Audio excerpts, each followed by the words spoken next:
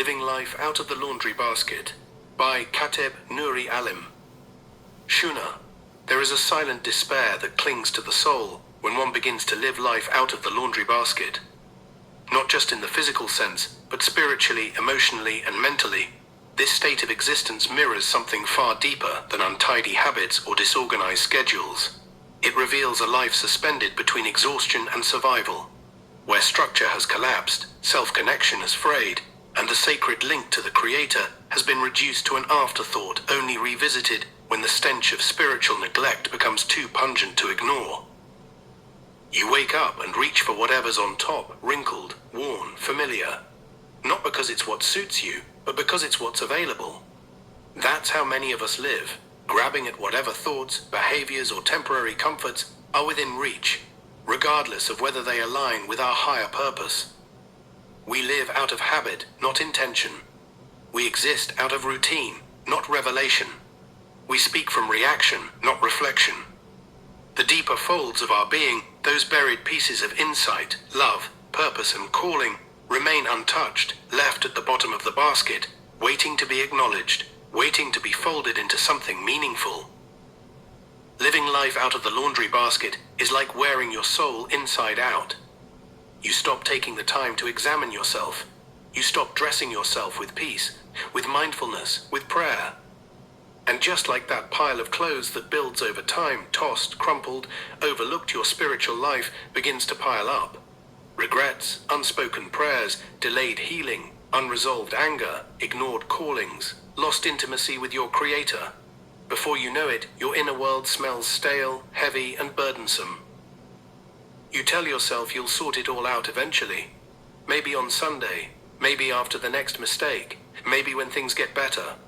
But the longer you wait, the more the pile grows, the more tangled it becomes, and the less you want to face it. And that's the trick of living this way. You get so used to disorder, you convince yourself it's normal. You become spiritually numb. You forget the feeling of being clean, not perfect, but clean. Not ironed out by life, but washed in divine grace, folded with sacred purpose. Some of us grew up like this, emotionally wearing what we were handed, never taught how to sort our feelings, never encouraged to sit still with the Creator. We were just told to keep going, keep doing, keep moving. But going and doing and moving without being rooted only leads to burnout. And soon, even the strongest faith feels like a tattered shirt full of holes, thin from wear, barely holding on. That's it. I remember as a child, my grandmother Celestine would fold clothes with an unmatched grace, almost like a ceremony.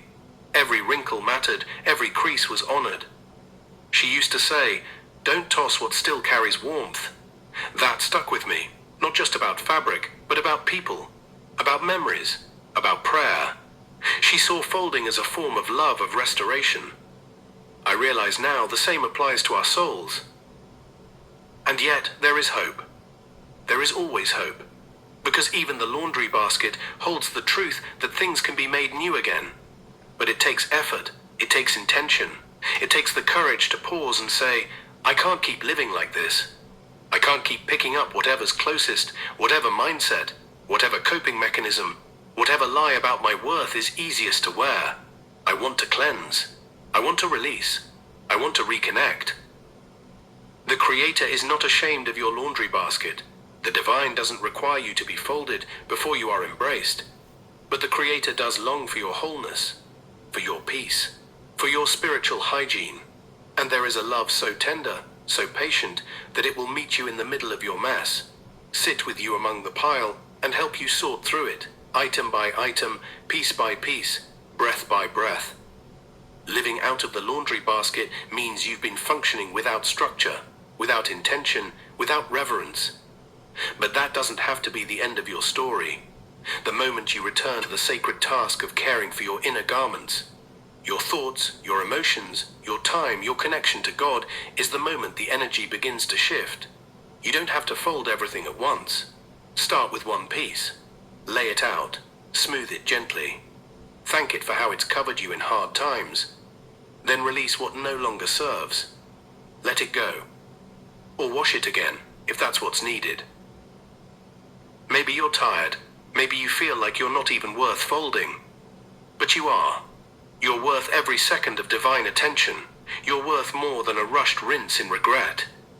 You are worth being restored, carefully and lovingly. The point is, don't keep walking past the mess. Don't keep grabbing what's easiest.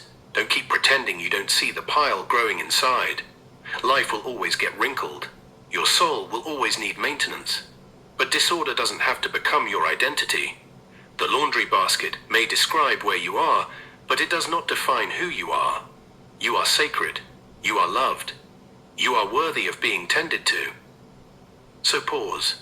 Breathe. Take stock. Talk to the Creator. Fold one truth into your day. Fold one prayer into your morning. Fold one act of compassion into your interactions.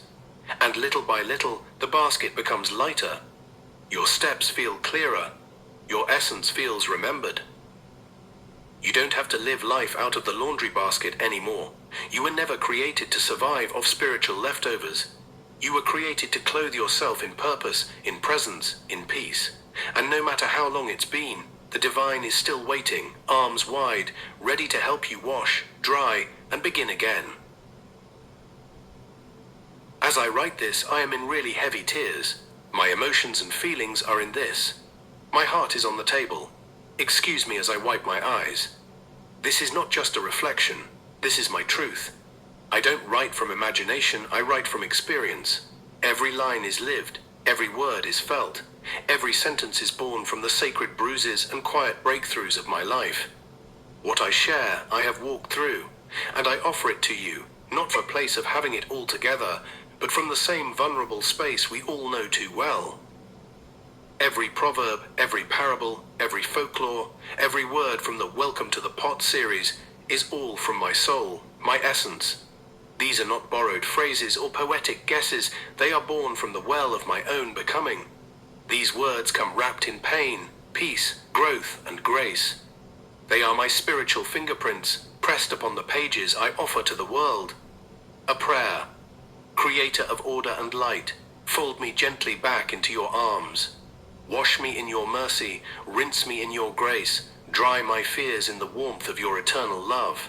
Where I am wrinkled, press me with patience. Where I am torn, mend me with compassion.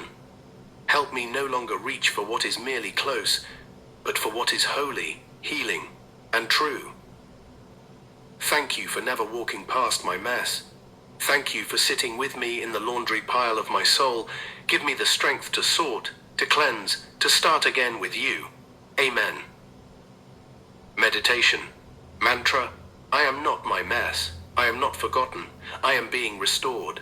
I fold love into my spirit. I fold peace into my day. I am worthy. I am whole. I am home. Damn,